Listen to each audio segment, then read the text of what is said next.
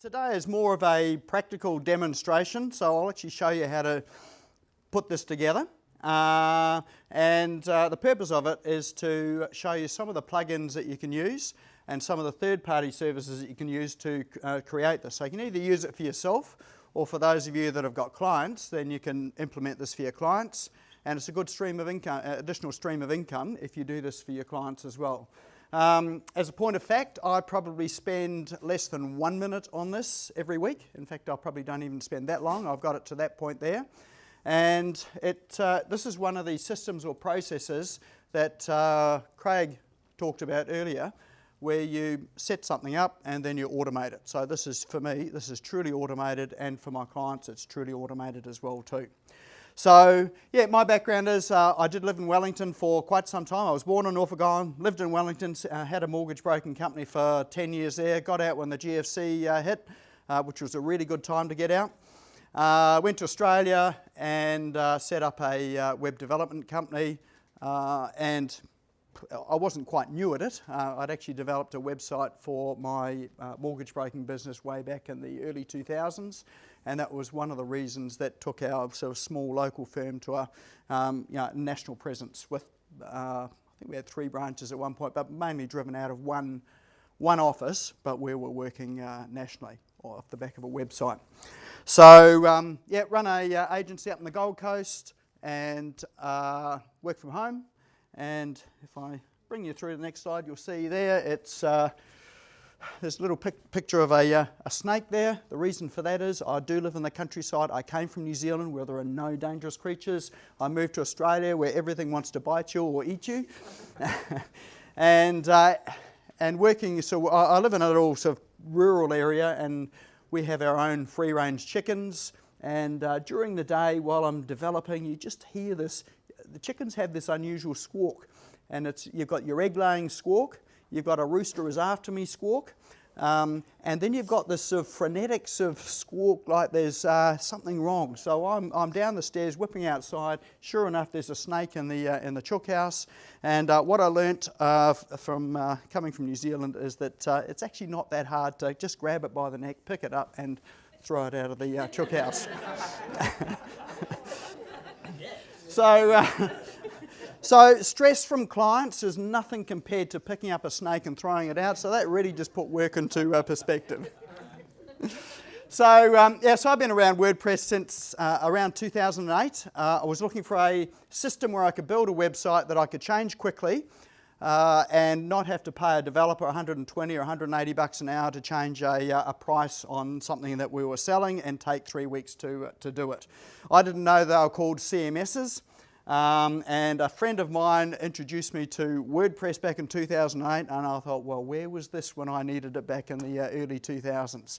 So I've been with WordPress since then, love it, and have been through all of the developments and changes. For those that are getting into it now, it is just so much easier than it used to be sort of back in 2008. So it's a really good platform to use, and it's more powerful than you probably realise. And there are applications that run on it now and organisations that run on it now that you probably don't even know. Probably the biggest one in Australia would be News Corp, and most of their publications are all served, when you're reading it, they're all served on WordPress, so you're looking at it WordPress. And what you'll see in the future is that there'll be a lot of sites or applications you visit that run on WordPress, but they don't use a WordPress front end, they're using something else, which is sort of what News Corp does as well with some of their information. So it's very, very powerful. But what I'll talk about today is it's really a business talk, and it's about communication and how you communicate to your clients and customers. And when I was in my earlier business, sending out a regular newsletter was really important. Actually trying to sit down and find the time to send out a regular newsletter and put the whole thing together, that was really hard. And what I found is that most people start off with really good intentions to set out a newsletter, and they might get 2 out, and that's it. It's done and it's over. They haven't got time to do it anymore because they're in the business of actually doing their business. So this here is to address that. So you've got a regular newsletter that goes out without taking a lot of time, and it just happens. So what it isn't about is it's not about SEO. So there's no SEO strategy here. It's not about driving traffic to a website. It's not about promoting your website in any way, shape or form. It's got very little to do with the website. It's not a call to action. It's none of those sort of things there. But what it is it's about having regular, consistent contact with your client base. That's probably the key thing. Because can you imagine a relationship if you're married to someone, or you've got a relationship with someone and you see them once a year? It's probably not going to go that well. So part of a relationship is you're seeing each other regularly, you're talking regularly, you have fights, you have sort of good times, all of that sort of stuff there. It's the same in business. So all we're doing is we're just encouraging more of that interaction with your client base. It is about providing value. So providing additional things to people that is useful for them. Now value means it's useful for them, not for you. So you're not pushing stuff onto them, but you're giving them stuff that they find interesting, that they want to come in and find out more about. It's about nurturing your client base, and it definitely is about marketing as well. So this is an online marketing strategy. But I hear you say, people don't read newsletters. We get so many emails coming into our inbox that most of them get deleted before they're read. Well, that's true, because I do that. In fact, I use G Suite or Gmail to collect all my emails. The great thing about that there is they've got these tick boxes, and you can tick the top one, and you hold the shift key down, and you can tick the bottom one. It highlights a lot, and you hit the delete key, boom, they're gone. So that's probably going to happen to your newsletter that you send out. So this strategy you put in place, it's probably going to happen to that. But you know what? It really doesn't matter. Because what it is about keeping you and your business top of mind for them, and it's about being there regularly. So it's that whole advertising thing. Like, why do businesses advertise on TV, and every ad break you see the same ad over and over and over and over again? So it's about getting your kids to sing those jingles so that your kids now are reminding you about these ads that keep on popping up on TV. They really annoy you, but at the end of the day, annoy you or what? Guess what? You remember them. So this is all about remembering. It's not about annoying your clients, but it's just about having you top of mind and remembering you. And there's a marketing principle out there called RFM, which is recency, frequency, and monetize. And what that means is that people buy off people they trust. And so how do you gain that trust? Is that one is that you've spoken to them or communicated with them recently. So at the point of time they're making a decision, they remember you because you've just spoken to them. The other one is that not only have they just spoken to you now or communicated with you just now, but they've done it every week for the past year. So when they're making a decision about which web development firm should we go with, should it be this one here that I've just Googled, or should it be this one here that's been sending me information on a regular basis that I find of value, there's been some really interesting stuff in it, they seem to know what they're doing, seem to know what they're talking about, versus this one here I've only just met, which do you think they're going to go with? So this is about sort of creating that sort of relationship, building the credibility. And it doesn't matter whether it's a web development business or financial services business or what business. This works for pretty much all businesses, particularly service businesses. And then the last one is monetize, because obviously once they're in the buying mode, they'll actually spend the money with the one they trust and the one that they know. Does that make sense? But I hear you say, writing a newsletter, it's too hard. I've got no time. Spending all the time in the business, working in the business, running the business. I've got sort of issues coming out of my ears that I've got to deal with clients, for goodness sake. And they keep coming in and they've got problems and issues, and I've got to try and sort them out. So there is no time. So when do you do it? Late at night after you get home and you've got your work's over, you've finished your accounts. So now time to write the newsletter at 1 o'clock in the morning. You've got a few hours before you have to get up the next morning. And then there's, what do I write about? So probably an abundance of topics, but when you sit down to write, can you think of anything to write about? Usually that's when the blank page happens and the blank mind's there. When a blank page and a blank mind meet, all you get is nothing. Or time poor, it becomes a low priority. So when a client rings up or you've got sort of something there that's of an urgent nature, it sits on the top of the pile. this newsletter actually isn't urgent at all, so it just keeps on getting pushed down as all these urgent things get sort of thrown on top. And once you've actually put pen to paper or keyboard to computer, then you've got to do the design, the layout. You've got to find images that are relevant to it all. You know, that's why most newsletters probably get there's about 2 that go out, and then it stops there because it's just too much work and it's too time consuming. So 17 minutes? Could we really do a newsletter in 17 minutes or less a week? Well, it is all about the setup. It's about automation and it's about delegation. I actually do this in my business. We have a newsletter that goes out once a week, every week, without fail, and I spend no time on it because we've set it up to automate. I do have someone that works on it, and for her, it probably takes her, if she's spending 17 minutes on it a week, she's spending, you know, that's probably the most check she spends on it, going through this process here. The key to it is OPC, leveraging other people's content, and there's lots of well-written articles out there that are by people that know a lot more than I do, that write a lot better than I do, and are a lot more interesting to people than, you know, what I could write. So if it's there, why not use it? Because your clients and customers probably haven't seen it. So all you're doing is you're grabbing their content and presenting it to them. Because they're not interested in who wrote it, they're interested in who actually gave it to them. So when you're giving a gift, you don't actually have to make the gift, you just have to give the gift. So the first place to start is in your business, there's probably things that you receive, that you subscribe to, that are of interest to you, that you know are going to be of interest to your client base. So that's a good place to start. For me as a web developer, probably what's not of interest to my clients is why PHP 7 is good as opposed to PHP 5.6. It's really interesting to me, but that's not interesting to my clients.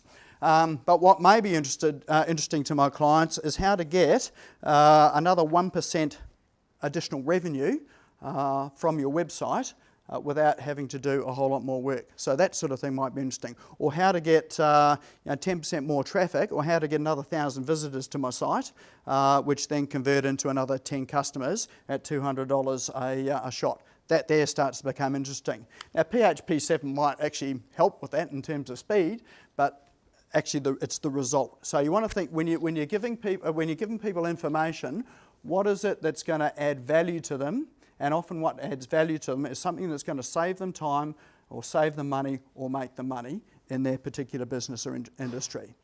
So if you've got that top of mind, then you're looking in the right places. So when I subscribe to newsletters or blogs, and my virtual assistant often does this, we've set out a set of criteria, so she's got criteria that she works to.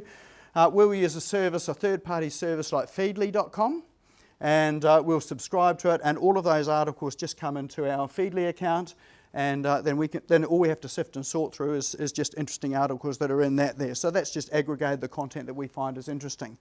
Often use a dedicated email account, so mine's really imaginative. I use subscribe at positivebusinessonline.com, and so that's what we use to subscribe to any articles or posts that are out there. So it's not filling up my inbox or with that, it's just a dedicated email address.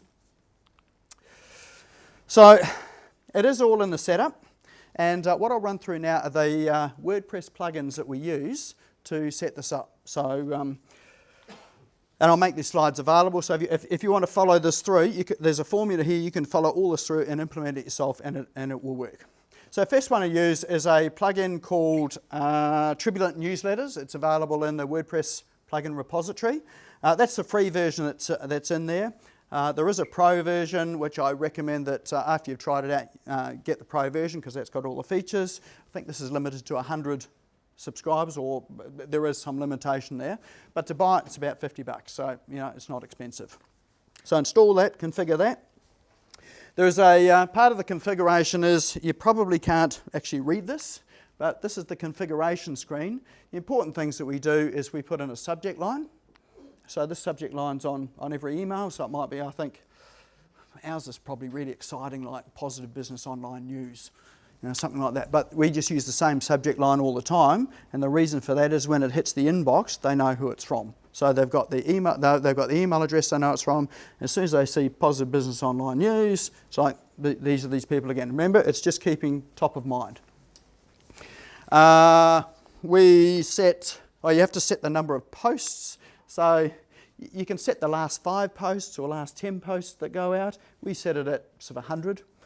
We're never going to publish more than 100 there, but we just want to make sure that everything we publish there goes out in the next newsletter.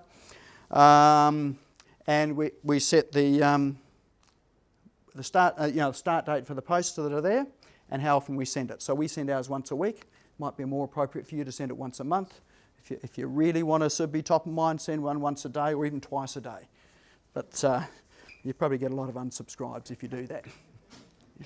And you can create your own theme, your own newsletter theme, so that it's branded to yourself. So you can load that up, have your own theme, so your branding's in front of the clients as well too. But configuration page, you'll be able to have a look at this on the slides when you get them. Obviously need a subscribe form so you can get people to subscribe to your newsletter.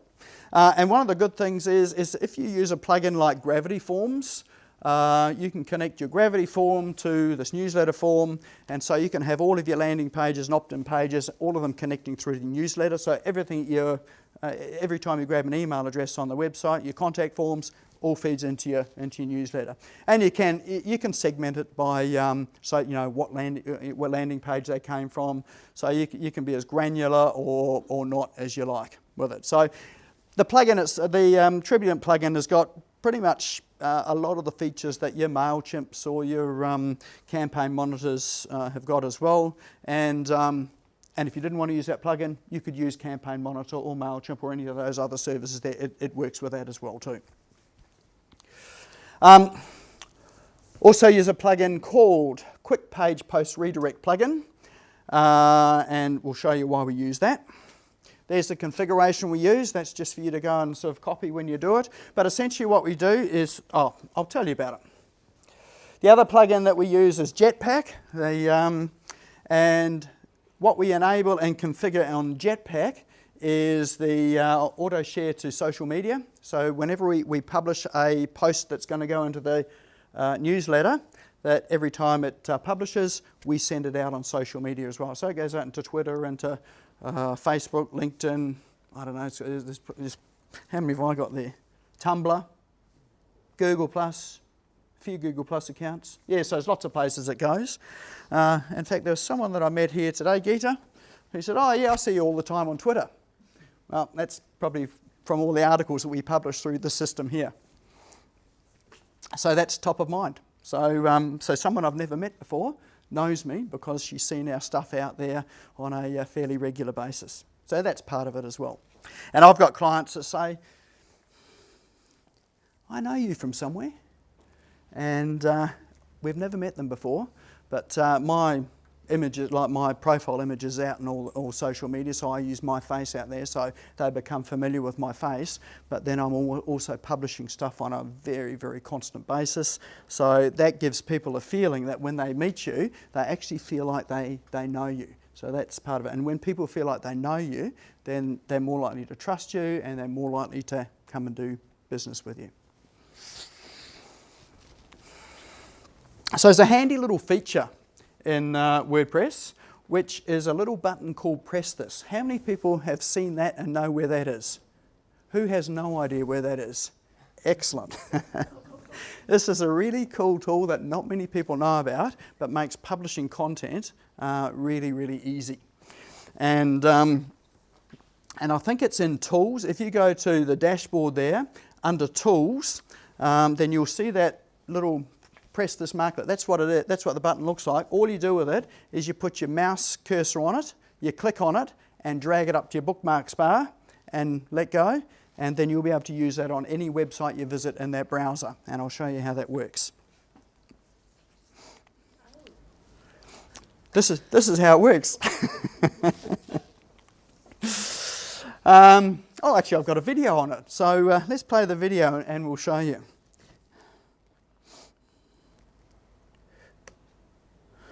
Maybe we won't. how to play this video? Oh no, is it going? There it is. So what we're doing is, there's the press this. See, we've dragged it up to the toolbar there. And this is Feedly. So here's all the articles that are in the Feedly account. So you see it just brings them all in. And so when we go to a newsletter, we select one of them, use the press this, or we open it up in the browser. So we've now gone to one of these articles that we've found. So here it is. We go and press this thing that we dragged up to the toolbar. That now opens a post in WordPress, a draft post in this format here. So now we can format it. So we're going to add an image to add as the featured image. And then we're going to add some categories. So we'll categorize it so it sits in the right place on the website. And we'll also add some tags as well. So this is all happening on this screen here. And then once we've done that, we'll go down and we'll publish it as a draft post. So on that bottom right-hand area that you can see a little blue button, that one there. So we'll click that and we select draft. You can actually publish it straight from there, but we just select draft because there's a few other things we want to do. So then it opens it up in the WordPress editing dashboard. So we can edit it from here. So select the text editor, and then we're going to take the URL of the source, because the URL is in there. We're going to copy it and drag it down into this area. This is the Quick Redirects plugin. So we're going to put the link in there so that we're going to be able to redirect it to that link. And when people come to the site, they'll be able to open it on the actual site itself. We'll now schedule a publish date, and what we do is we publish every day. So we put an article out every day, so it publishes on our website every day. It's only an excerpt, so that's what appears in your archives anyway as an excerpt, but it's only an excerpt that we're publishing from this site. And when you click on it, when it's live, it takes you straight through to Moz. So this one here, the article is taken from Moz, so it takes you straight through there. You don't even see it on the front end of your website. If you actually want to see it on the front end of your website, just untick those two tick boxes here, and then what are we doing? I think we're just changing the date there, setting the date. Decide we're going to publish on a different day now. And then we'll go and preview it on the front of the site. So this here is taking us through to the front of my website now. This is what it looks like on the front of my, well this is actually a 2014 theme, I think. We've just got a vanilla website. This is what it looks like here. So it is just the excerpt, but they'll never see it. So now we'll just tick the to make it live again and to make sure that it redirects to the original article. And now it opens up on Moz. So this is it on the Moz. So they don't even see it on the front of my website. This is the newsletter when it goes out. So every week, every article that we've published. So we publish these once a day on our website. And it collates all of the, you've got an image, a headline, and an excerpt into the newsletter. This is what you see in the inbox. Now, when someone comes and clicks on, say, a link, they'll just scan through. What people do is they scan through and see, is there anything interesting to me here? No. Oh, actually, this one looks really interesting. They'll click on that link there. It goes through to my website, but they don't get to see it because it just goes straight through to the website that the article was hosted on. So I haven't written any of these articles. There are people far better and far more talented than me that have written them. All I've done is sent them this here of stuff that they may be interested in. Does that make sense? So the purpose of it is I just send this out to them regularly. There are some ancillary benefits on the website for doing this, but there's 15 steps. Remember I said it's going to take you 17 minutes a week? Well, it's only 15 steps to set up, and each of these steps is less than a minute anyway. So we set up the press this, set up Feedly to grab your articles, go to your website, click press this, that was up on that top bar there. We select a featured image, we categorize it, we tagify it, we open the standard editor through Publisher's Draft. We set the quick links so it redirects through to the original article page. We just format it a bit just to make, sometimes there are words in there that are not quite right, so we might write a custom excerpt there if we want. You can do that sort of thing. Schedule the publish date. And we check the social media settings. So when it publishes, so every time it publishes, it also publishes to our Facebook page, to our Twitter, Google+, whatever. So that all goes out there. So that gets published before our newsletter gets published. So these things are constantly going out. So we're all over the place. test the link, rinse and repeat. So just do that. So you imagine if you wanted 5 articles in a newsletter, just do that 5 times. You could probably knock that out in 15 minutes or so. So easy, eh? And so this way here, you've got no excuse for not doing it. You haven't, because you've always got 15 minutes somewhere. You don't have to write it. You don't have to find images. You don't have to sort of look at this blank page with a blank mind and come up with nothing, because you've got lots of stuff on the web. You find stuff that's interesting to you and interesting to your clients, and generally if it's really interesting to you, it's probably interesting to them as well if it's in the same sort of field. So there's nothing hard about that because you're interested in it as well. And so now you're just serving up value week after week after week, and then when people are ready to buy or they're ready to do something with you, who's top of mind?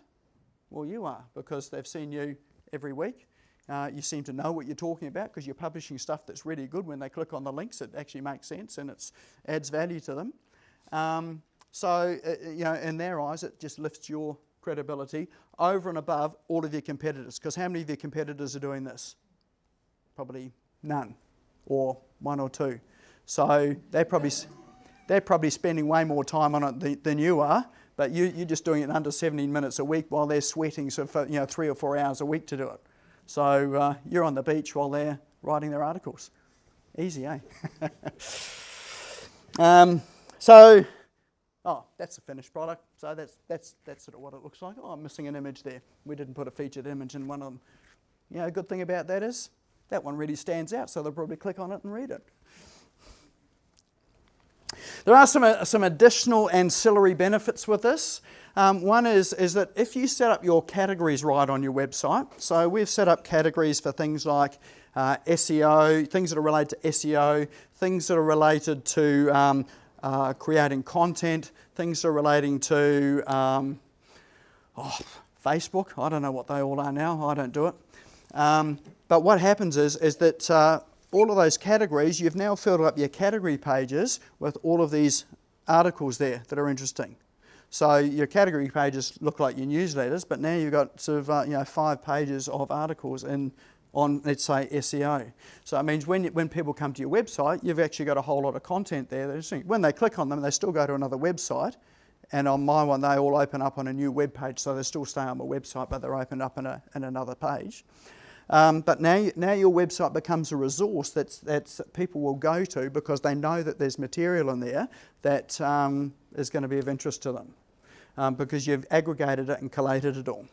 From a search engine perspective, when you've got a whole page, an archive page on search engine optimization, how do you think that's going to also work on your search rankings? Or widget making or pancake making. You've got all the 15 ways to make pancakes on one page. So from a search engine perspective, you can now optimize that archive page, you can put let's say an opening description on it with here are the top articles about pancake making, and so you can do a wee bit for optimization as well too, so you can start to get good search juice on it as well. We can reuse some of the really popular articles. So with the plugin in there, you can track who's clicked on what, who's opened what, so you know exactly what's happening. If you find some articles there are really popular, you could create another broadcast newsletter or mailing out, and you could just include all the popular articles. And when you're in there, it's just a tick box of I want this one, this one, this one, and this one. Click Q to send, and it's gone. So you've got an extra resource for all your popular things. You could use it in an autoresponder as well too. So when someone signs up on your website for the 16 greatest things about whatever it is you do, you can send them that 16 greatest things and then queue up an autoresponder of the 15 most popular articles that relate to that as well that you've curated off the web that you've sent through in a newsletter before. And so setting up that autoresponder probably takes you less than a minute too to queue up each autoresponder. So you get 15 autoresponders set up that you haven't written that still keeps you in touch with your clients. You can create new subscriber lists to access specific categories. So if you've got a landing page on gluten-free pancakes, you can set up a landing page for, there. People can sign up to gluten-free pancakes. They're on your list now, and then you can send them in an autoresponder articles only on gluten-free pancakes. So now you can be quite specific and targeted to your client base in terms of what they indicated they're interested in. So if you're sending them stuff that they are interested in, then it's more likely they're going to come back and sort of deal with you because you've shown that you understand their needs and interests. Does that make sense? So there's probably more that you can do with it, but these are just some of the things that we do, and we work with our clients with these as well and set these up for our clients. We've got a building inspector, pest controller, accounts, what do you got, bookkeeper. We've got them all on the system here. They never have to worry about their newsletter again. I've got a virtual assistant that runs it all. All we do is we say for the bookkeeper, these are the topics that we want now people are going to be interested in. We do a bit of a survey of the clients. They're interested in, for a bookkeeper, do you think they're interested in tax? No. They're interested in things that run a business, how to be more profitable, how to get more out of my staff, how to deal with customers that are a pain in the arse. So these are the sorts of things they're interested in. So those are the sorts of articles that we look for this bookkeeper, and those are what goes out to her customer base, and she gets new business off that. So if you want to find out the step-by-step way to do it, there's the link. It's on our website, so go there, and all this is on the website. Or you go to our website and search newsletter, it'll come up in search. Or you can go to SlideShare, and it's there in SlideShare as well too, this exact presentation. But since I wrote this, you can actually automate it to do it quicker than 17 minutes a week. You can actually use a service called Zapier or Zapier, however you say it, and it will grab articles that you've curated in Feedly and automatically send it through to WordPress as draft posts. So you don't even have to use the press this button, and they're sitting there. So then once a week you can just go in, just check it all, just go through that setup in terms of putting the redirect link in. You might put a featured image in, so just go through that process and send it through. So that's probably saved another 5 minutes a week using something like Zapier or IFTTT, which is another service like Zapier. So here's the resources we use. So we've got Press This, that's in the dashboard. Newsletter, get that from tribulent.com, or you can get it from the WordPress repository or go to tribulent.com. That's where you'll download their newsletter plugin. Use a quick page post redirect plugin from the repository. Use Feedly, use Zapier. That's all it is. And that's how you find me. That's it.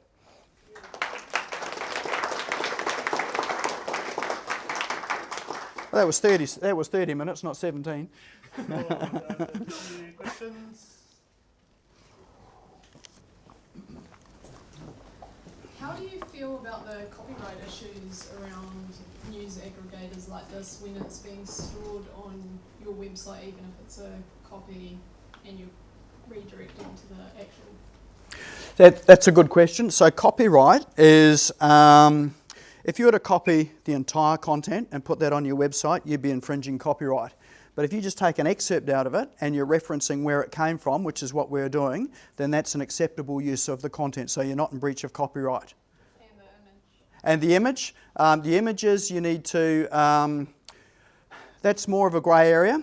Like I generally try and grab images from places like Pixabay or Unsplash or those free, royalty-free image places. I can tell you from first-hand experience, if you just try and grab images off their websites or off other websites, you'll get someone like, who's over here, Dun & Bradstreet, or who's Baycorp? I don't know if they use them over here. They'll write you a letter and say you need to pay them $1,500 for use of that image because you've infringed their copyright. I know this because I've had these letters. And it's a bit of a scam that Getty Images runs. I didn't pay it, I just told them to go away, and they've still gone away. But and that was with one of the images that we had on the website, and we still to this day don't know which image it relates to. But my recommendation would be don't use any images anywhere unless they're ones that you've purchased or ones that you get off the royalty-free sites like Unsplash or Pixabay or those sort of places there. So yeah, good question. I also have a question. I don't know if it's okay to to ask about the statistics, but I'm really wondering what's the opening rate and the clicking rate? Because from my own experience, if I put different topic line each time, the opening rate actually increases twice. Yep. And if I write different personal letter, it actually also increases engagement. What about this? Yep, that's true. I mean, we use the same subject line all the time. We could change it or whatever, but that'd add another couple of minutes to the steps. For us, it's not about opening rate. Like we're not writing to a client for a particular call to action. There is no call to action. We're only just giving information. So for us, it's enough that the client sees it as a subject line in their email box, and they know it's from Positive Business Online. So they know it's from us. Even if they delete it, all it is it's a flash there that they just remember. It's that ad that runs on TV that you don't remember what it is that you see all the time. So that's really the purpose of it. Since you're aggregating all these other websites all over the place, if those pages disappear off the internet, Yep. so you sort of go through and check the website and check the So we've got a broken, yeah, that's a good question. We've got a broken link checker that tells us as soon as the website goes off, we know that it's gone off, and then we'll change the link, take the post off, or replace it with something else. Yeah. One more question. Do you ever delete any of your old posts? No, Why not? because there's no reason to. Apart from performance? Because obviously if Yeah. you're doing 5 a week over a year, You get lots of content up there, but remember the content is only a paragraph long. but if you're redirecting with a 301, the search engines won't be indexing it. Yep. But then the archive pages that we've got still have got sort of SEO value for us, yeah. But no, we don't delete it. I mean, it hasn't really been an issue. Mind you, we run a dedicated server, so we're in control of all of our resources. So speed is not an issue for us. So how many posts would you have on there at the moment? We've probably got a couple of thousand, I suppose, if not more. Yeah. But they're only short posts. But yeah, I understand what you're saying there too. But yeah, because we control our hosting environment, we can manage that. Yeah. Cool. All right. Thank you very much. Cool.